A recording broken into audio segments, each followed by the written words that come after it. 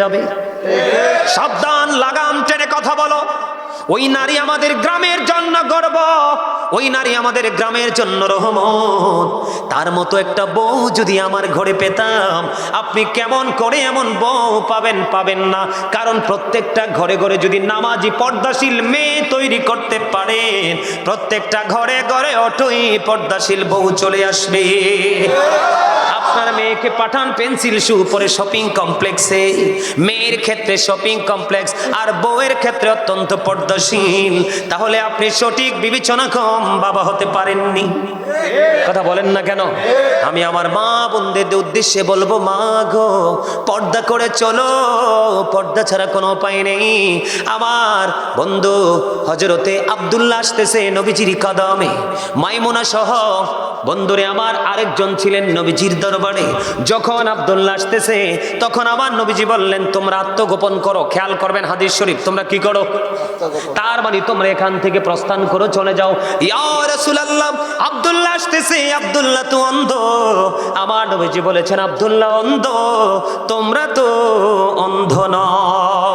তার মানে আপনার বাড়ির আঙিনা দিয়ে যদি কোনো অন্ধ মানুষ চলে যায়, আপনি চুকি দিয়ে অন্ধ মানুষের, অন্ধ পুরুষের দিকে দৃষ্টি দিতে পারবেন না। আপনার স্বামীর ক্ষমতা নাই, কলা পাতা দিয়ে আপনার বাড়ির আঙিনাটা বেড়া দিয়ে দিয়েছে, নতুন জামাই হেঁটে যাচ্ছে, আপনি কলা পাতার পাক দিয়ে নতুন জামাইয়ের দিকে দৃষ্টি দিতে পারবেন না। কারণ বন্ধু, আমি আগেই বলেছি, সব কিছুই ওই চক্ষু থেকে। কথা বলেন না কেন? ফেসবুকে দেখবেন, গত পরশুদিন ফেসবুকে দেখলাম 3 বাচ্চার মা, স্বামী বিদেশে থাকে, এসআইয়ের সাথে প্রেম করে 3টার মা বিয়ে করে ফেলেছে। হ্যাঁ, দেখছেন? অথচ জামাই বিদেশে। কত স্বামীর কোটি কোটি টাকা নিয়ে অন্য পুরুষের গলায় ঝোলে, আজকে শুধু উকি আর ঝুঁকির কারণে।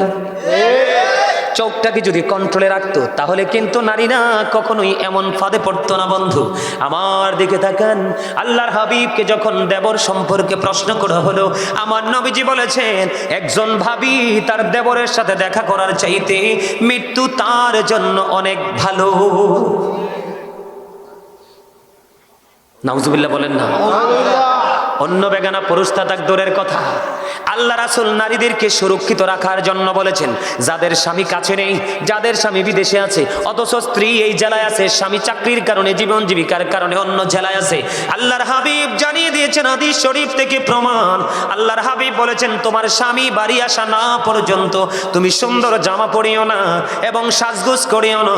তোমার যা কিছু শুধু একমাত্র তোমার স্বামীর জন্য, কারণ তোমার স্বামীর সন্তুষ্টিতেই তোমার জান্নাত।